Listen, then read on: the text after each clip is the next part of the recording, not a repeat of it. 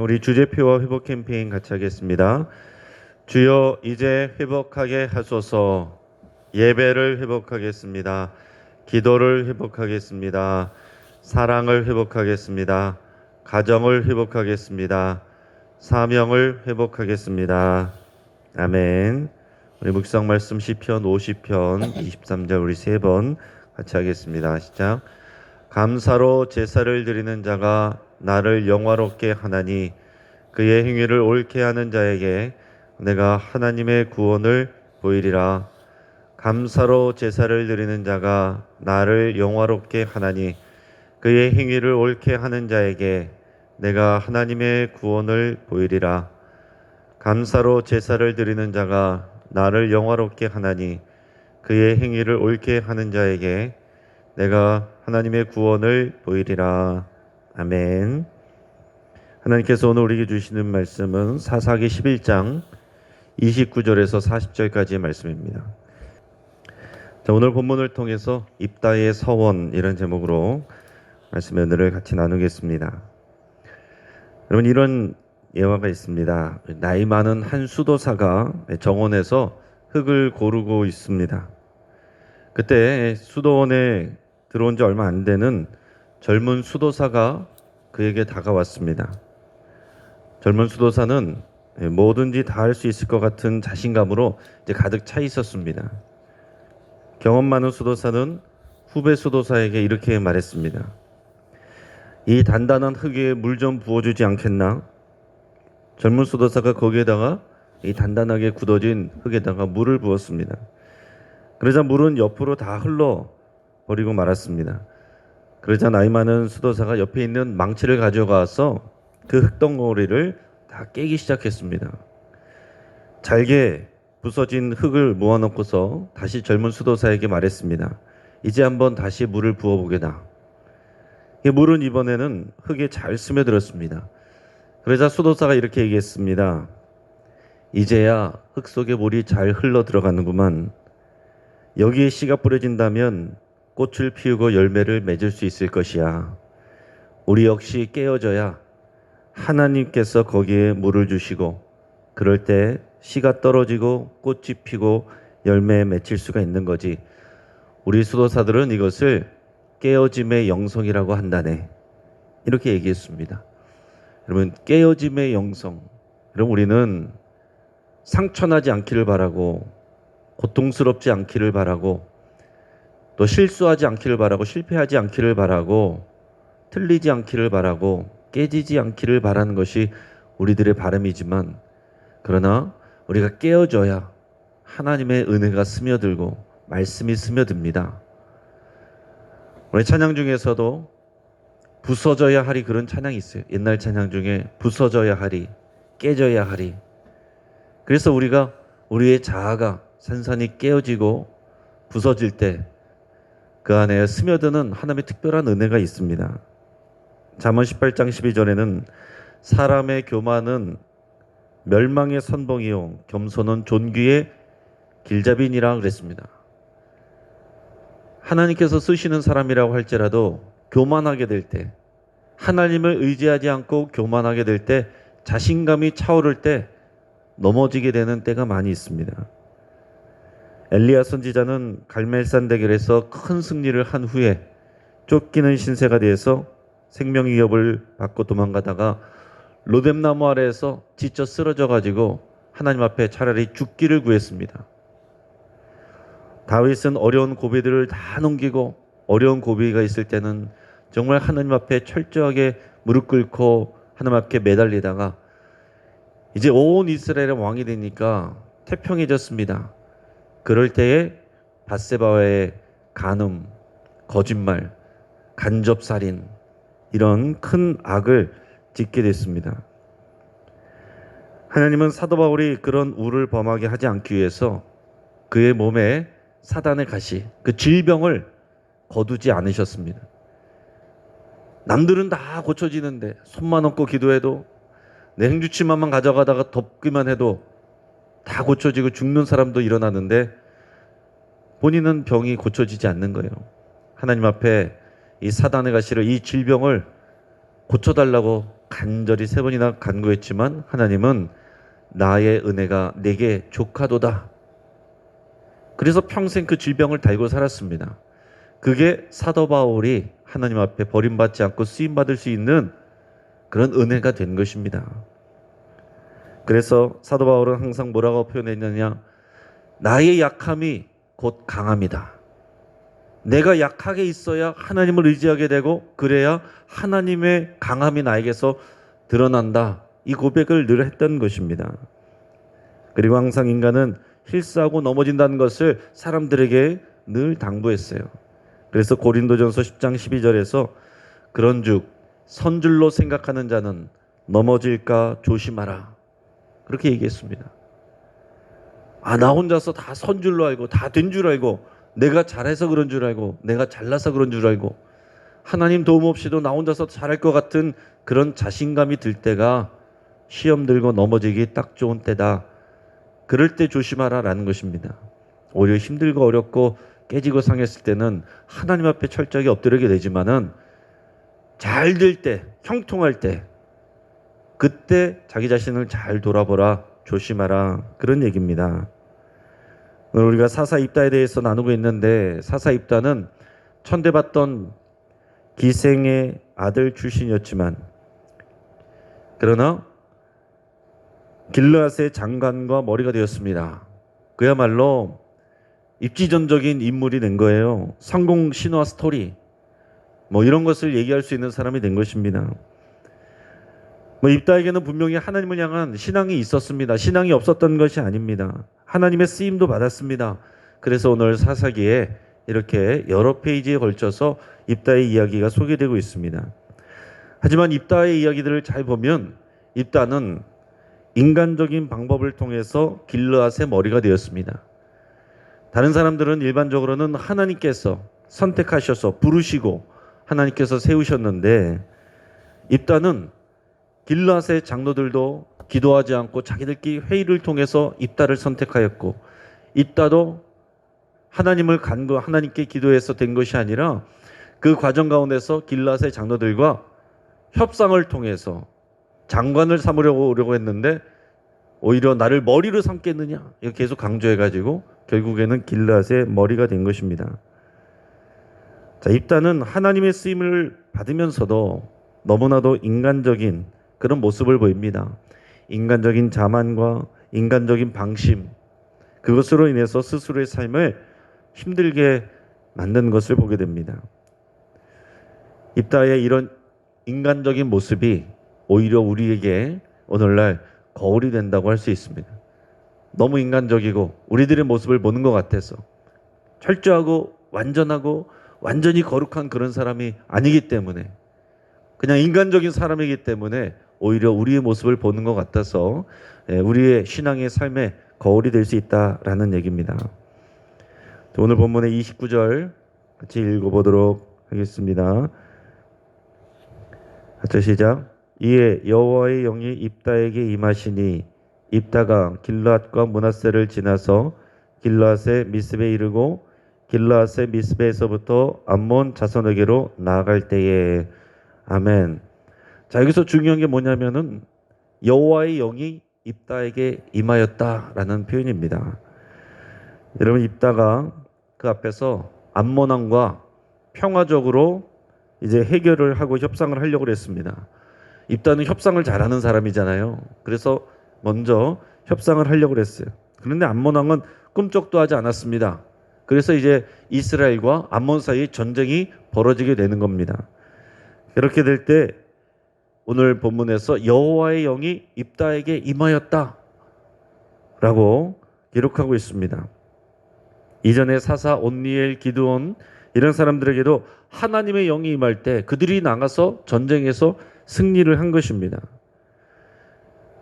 구약에서는 특별한 사람에게 특별한 때에 특별한 일을 위해서 하나님의 영이 부어지는 거예요. 계속 거기 살고 있는 것은 아닙니다. 특별한 일을 위해서 순간적으로 부어지는 것입니다. 우리는 얼마나 큰 은혜의 시대에 살고 있습니까? 우리는 성령의 시대에 살고 있습니다. 우리에게는 예수님을 믿기만 해도 우리 수준과 상관없이 성령이 임하셔서 우리 안에 성령님이 계신 거예요. 여호와 영이 우리를 우리에게 늘 임해 계신 것입니다. 여러분 이것을 인해서 늘 감사할 수 있길 바랍니다.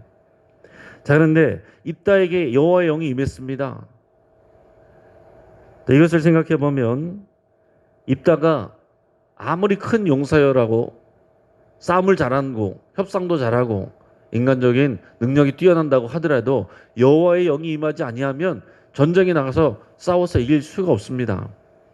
전쟁의 승리는 하나님이 주시는 것이기 때문에 여호와의 영이 임해야 돼요. 자, 그런데 입다는 우리가 본 것처럼 하나님이 세운 사자가 아니에요. 길르앗의 장로들이 회의를 통해서 인간적인 생각으로 세운 사람입니다. 그럼에도 불구하고 하나님께서 입다에게 여호와의 영을 부어주셨다라는 얘기입니다. 만약에 입다를 아는 사람들이 주변에서 볼 때는 입다에게 여호와의 영이 임하고 하나님의 능력이 임하고 그래서 여러 가지 승승장구하는 것을 보면 입다를 어떻게 보겠습니까? 입다를 존경하겠죠. 아, 입다는 하나님의 영이 임한 사람이다. 하나님의 사람이다. 특별한 사람이다. 그의 신앙은 대단하다.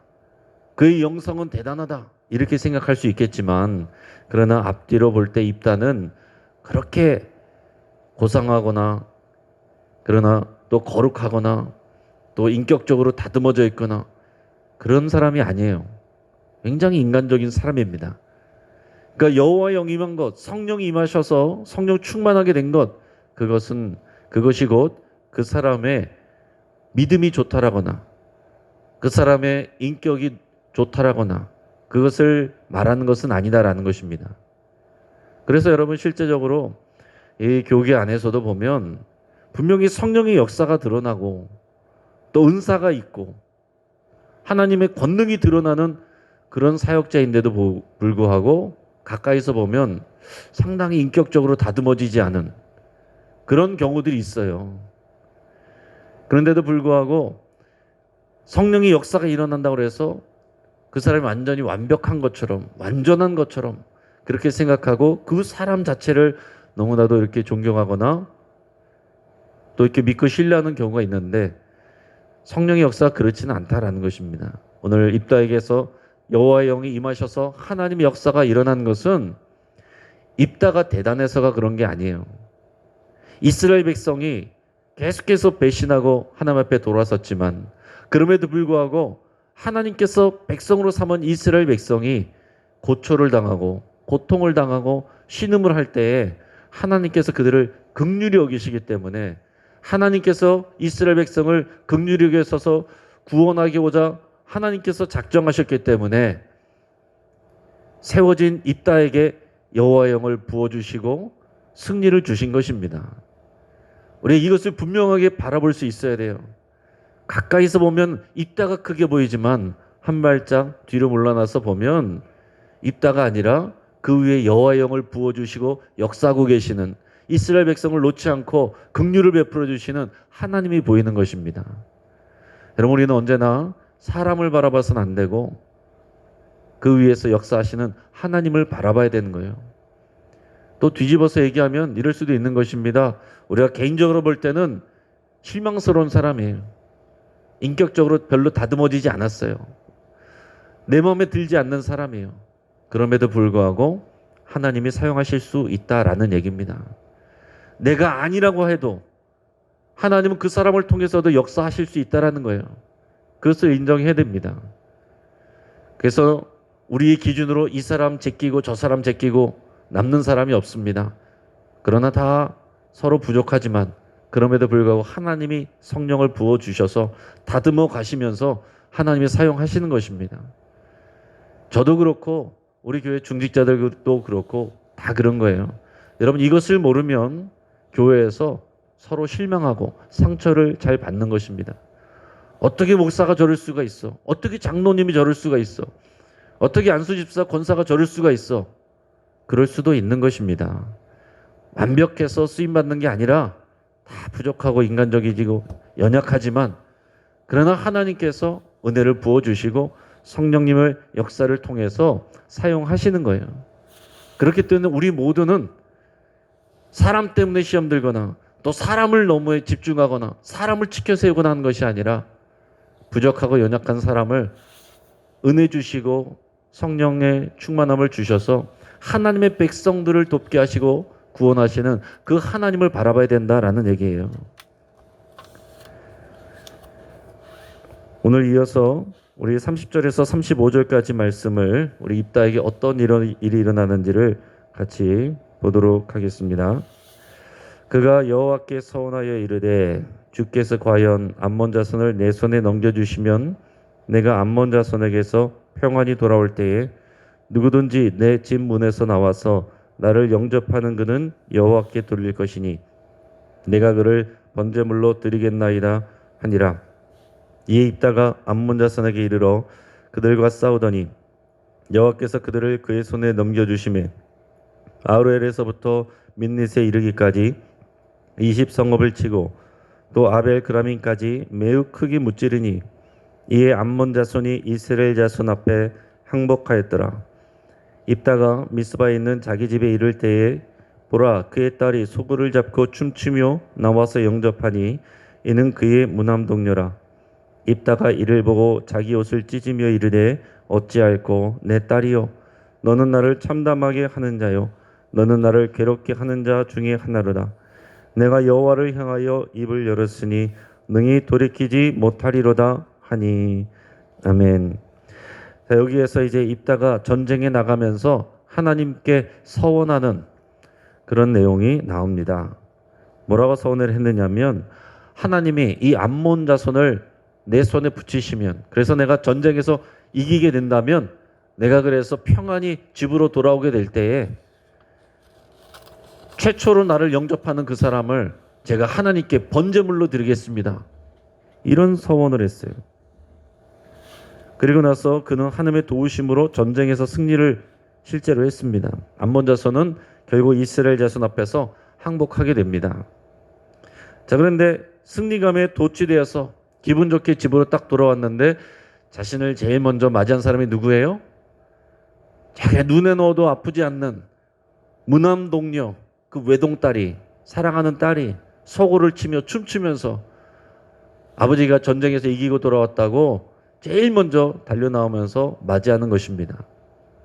너무나도 사랑스러워 보이는 그 장면인데 자기가 한 서원 때문에, 잘못된 서원 때문에 자기 옷을 찢으면서 괴로워했습니다. 그러면서도 하나님께 서원한 것이기 때문에 이것을 지켜야 된다라고 생각을 했기 때문에 돌이킬 수가 없어서 고통스러워하는 것입니다. 여러분, 이것이 얼마나 어리석은 모습입니까? 오늘 이 입다의 서원은 우리가 본받아야 될 모습이 아니에요. 여기서 본받아야 될 것이 없는 것은 아닙니다. 하나님께 서원한 것은 반드시 지켜야 된다라는, 그럼 그것은 맞는 것입니다. 자, 그런데 입다가 모르고 있는 것들이 있어요. 자, 첫째는 하나님은 인신공양을 싫어하시고 금지하셨습니다. 하나님은 인신공양을 기뻐하시는 하나님이 아니세요. 인신공양하는 그런 이방 숭배하는 몰락신에게 인신공양하는 그런 것들을 가증하게 여기셨습니다. 두 번째로 서원을 지켜야 하는 것은 맞습니다. 그런데 하나님께서는 서원을 했으면 반드시 지켜라 라고 했지만 서원을 물을 수 있는 방법도 가르쳐 주셨어요. 여러분, 그걸 알고 계십니까?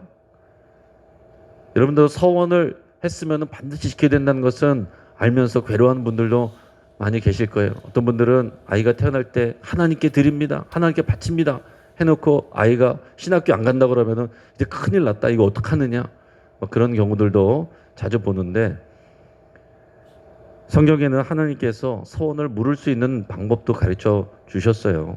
레위기 27장에 나옵니다. 그럼 나중에 레위기 27장을 자세히 잘 보시길 바랍니다.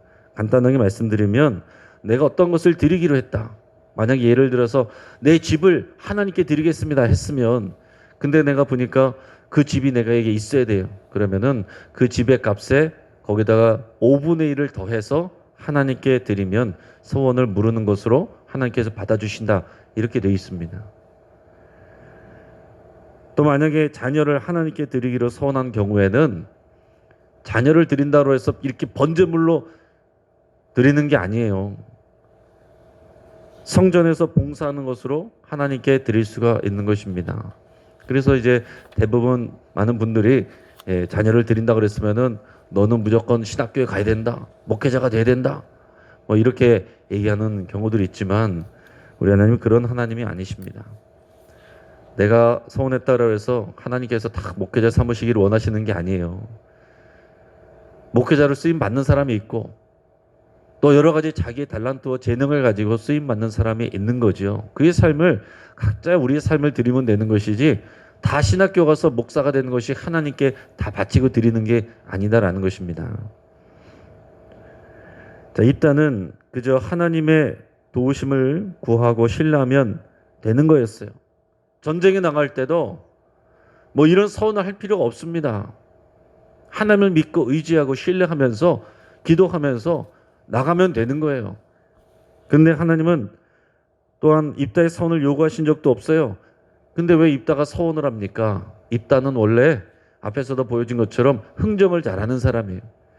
길르앗의 장로들이 왔을 때도 계속 흥정을 하고 협상을 했어요.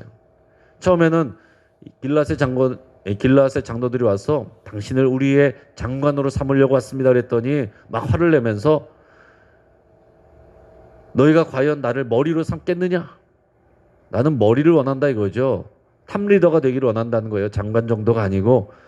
그 협상을 통해서 결국에는 본인이 장관도 되고 그 머리도 됐습니다. 이런 협상이 몸에 배어 있는 사람이에요. 하나님께도 지금 협상하는 것입니다. 이 서운하는 것이 하나님 나를 이기게 해주시면 나 하나님께 사람까지도 번제물로 드리겠습니다. 지금 하나님과 협상하는 거예요. 순수한 마음보다는 하나님을 조종하려는 마음이 들어가 있는 것입니다. 그 자체가 하나님 앞에서 옳지 못하다.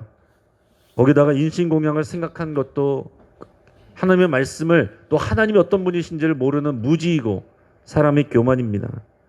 만약에 자신의 딸이 아니었다면 어떻겠어요? 입다는 죄책감 없이 하나님께 드렸을 거예요. 인신공양했을 겁니다.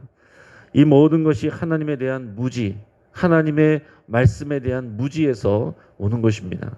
여러분 우리 신앙생활에 많은 경우에 두려워하고 염려하고 불안한 것 하나님을 몰라서 그러고 하나님의 말씀의 약속을 몰라서 그러는 거예요.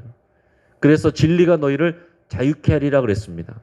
우리가 하나님의 말씀을 정확히 모르면 불안해하고 두려워하고 염려하고 그렇게 되는 거예요. 이어서 우리 35절에서 40절까지 말씀을 같이 읽겠습니다. 입다가 이를 보고 자기 옷을 찢으며 이르되 어찌할꼬 내 딸이여 너는 나를 참담하게 하는 자요 너는 나를 괴롭게 하는 자 중에 하나로다. 내가 여호와를 향하여 입을 열었으니 능히 돌이키지 못하리로다 하니 딸이 그에게 이르되 나의 아버지여 아버지께서 여호와를 향하여 입을 여셨으니 아버지의 입에서 낸 말씀대로 내게 행하소서. 이는 여호와께서 아버지를 위하여 아버지의 대적 암몬 자손에게 원수를 갚으셨음이니이다 하니라. 또 그의 아버지에게 이르되 이 일만 내게 허락하사 나를 2달만 버려두소서. 내가 내 여자친구들과 산에 가서 나의 처녀로 죽음을 인하여 애곡하겠나이다 하니 그가 이르되 가라 하고 2달을 기한하고 그를 보내니 그가 그 여자친구들과 가서 산 위에서 처녀로 죽음을 인하여 애곡하고 2달 만에 그의 아버지에게로 돌아온지라. 그는 자기가 서운한 대로 딸에게 행하니 딸이 남자를 알지 못하였더라. 이것이 이스라엘의 관습이 되어 이스라엘의 딸들이 해마다 가서 길앗 사람 입다의 딸을 위하여 나흘씩 애곡하더라. 아멘. 입다의 딸은 너무나도 착하고 순수했습니다. 아버지를 원망하지도 않았고 아버지가 그렇게 여호와 하나님께 서운하셨으니까 그 서운을 지켜야죠. 자신을 번제물로 드리겠다는 거예요. 단지 내 여자친구들과 산에 가서 2달만 있다 올 수 있게 나를 허락해 주십시오. 그래서 허락을 받고 자신의 친구들하고 산에 가서 2달 동안 놀다 온 것이 아니라 2달 동안 자신이 처녀로 죽음으로 인하여서 슬퍼하며 애곡하고 그러고 돌아와서 아버지 앞에 왔습니다. 그래서 성경에 보면 돌아왔을 때에 입다가 서운한 대로 딸에게 행하니 이렇게 기록하고 있어요. 이것도 참 안타까운 일입니다. 이렇게 착하고 신앙도 예쁜데 입다의 딸도 하나님과 하나님의 말씀에 대해서는 무지하였던 것입니다. 아버지가 말씀을 모르는데, 아버지가 가르쳐주지 않는데 이 딸이 어떻게 그 말씀을 제대로 알 수가 있었겠습니까? 그 말씀이 전수가 안 되고 신앙이 제대로 전수가 안 된 거예요. 그래서 이런 이 가정에 비극이 일어나게 된 것입니다. 여러분, 그래서 입다는 승리했지만 자신의 이런 요만과 방심으로 인해서 결코 웃을 수가 없었고 슬픔으로 끝나게 되는 그런 입다의 서사였습니다. 이제 말씀을 정리하겠습니다. 하나님은 입다의 성숙함 때문이 아니라 이스라엘 백성을 긍휼히 여기셨기 때문에 입다에게 여호와의 영이 임하게 하셨습니다. 또 입다는 사람들과 협상하듯이 하나님과 협상하려고 했습니다. 하나님을 조종하려고 했어요. 그는 하나님께 쓰임 받긴 했지만 인간적인 무지와 교만으로 인해서 딸을 잃는 그런 슬픔을 겪게 됩니다. 입다와 딸과 그 주변 사람들은 여호와를 믿는 신앙은 있었지만 하나님과 그의 말씀에 대해 무지했어요. 막연하게 알았습니다. 서약을 지켜야 한다는 것은 알았지만 하나님이 선을 모르는 방법을 주신 것을 몰랐고 인신공양을 금지하고 있는 것도 생각하지 못했습니다. 자기 생각에 옳은 대로 신앙생활 하는 거예요. 그것은 그 당시에 인신공양도 하는 그런 이방신, 이방숭배 그런 것들을 보면서 거기에 물들어 있었던 것입니다. 그것을 통해서 하나님을 그렇게 섬기면 되는 줄 알았던 거예요. 여러분, 하나님의 일과 교회를 섬기는 일은 인간적인 방법으로 되는 것이 아니라 성령 충만함을 받아서 해야만 됩니다. 머리가 좋고 똑똑한 사람이 교회를 망칠 수가 있는 거예요. 그러나 오직 성령 충만함을 받을 때 내게 주신 똑똑함과 달란트는 크게 쓰임받을 수가 있습니다. 여러분, 시작도 그 과정도 그 결과 후도 끝까지 하나님 앞에서 우리는 겸손해야 돼요. 끝까지 성령의 충만함을 구해야 되고 성령의 인도하심을 따라가야 됩니다. 그래서 우리는 항상 말씀을 앞서지 않아야 되고 성령을 앞서지 않아야 되고 기도를 앞서지 않아야 됩니다. 그렇게 쓰임받는 저 여러분 되시기를 주의 이름으로 축복합니다. 기도하겠습니다. 우리 말씀을 붙잡고 기도할 때에 우리 성령 충만함을 위해서 구하며 기도하겠습니다. 우리가 하나님을 조종하려고 하지 않고 순종하기로 결단하며 기도하겠습니다. 또 하나님과 주의 말씀을 더 배우고 더 알아가기로 여러분 결단하며 기도하기를 바랍니다. 우리 가정의 회복을 위해서 기도할 때에 여호와의 영광이 충만한 주의 집이 되기를 위해서 같이 기도하겠습니다. 우리 장로 선거를 위해서도 계속 기도하시고 우리 철저히 겸손하며 하나님을 더 깊이 알아가며 순종하는 거룩한 일꾼들이 세워지기를 위해서 기도하겠습니다. 우리 오늘 장례를 위해서 기도할 때 우리 남경욱 집사님, 우리 장례가 오늘 치러집니다. 오늘 발인과 화장 예배로 진행이 되게 되는데 이미 먼저 팀이 출발해 있습니다. 우리 김청길 집사님 또 그 가정 특별히 하나님께서 위로해 주시고 너무 큰 슬픔 가운데 있는데 그 자녀들에게 또 믿음 주시고 또 이 일이 또 오히려 하나님의 믿음의 집이 되어가는 귀한 계기가 될 수 있도록 위해서 같이 기도해 주시기 바랍니다. 우리 교회 수탁 운영하는 기관들을 위해서 기도하겠습니다. 길꽃 어린이 도서관, 오장산 숲속 도서관, 강서 시니어 클럽, 우리 하나님께서 맡겨주신 지역사회를 섬길 수 있는 그런 좋은 통로입니다. 우리 하나님께서 또 모든 직원들에게 은혜를 주시고 또 믿음을 주시도록 위해서 함께 기도하겠습니다. 우리가 주여 한번 부르짖고 합심해서 함께 기도하겠습니다. 주여